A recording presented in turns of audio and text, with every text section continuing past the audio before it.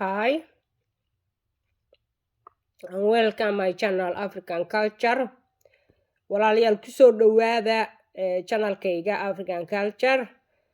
Maanta today I want to talk about Somali women buying land in Rwanda.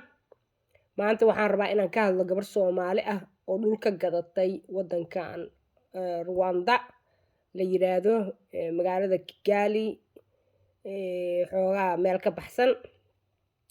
meesha u jeedaan waxa waaye waa dhul buur saaran ay gadatay marka waxaad arkaysaan waa meesha ay indhaheedu qabanayaan markay gurigeeda joogto. This is this view when she is her house she will see that. So let's start the video. Yeah, it just like snakes through the mountains. So this is a beautiful location. And the price is not that high, you know, when you consider how big this land is and what you can use it for. So this is beautiful. And now Miss Zena is about to become the new owner of this. So if you want to move to Rwanda, now's the time to come. Jump on these prices before they go up, because they're definitely going up, because right across the street, they're building a new subdivision with over 60 lots. Oh, I'm sorry. I thought he was talking to me.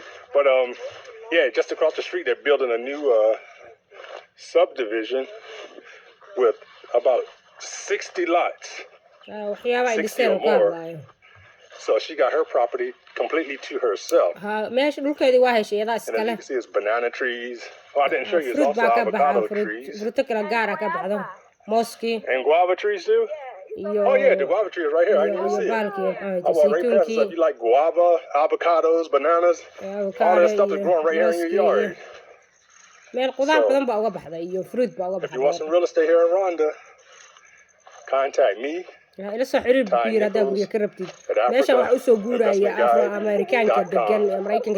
Thank you.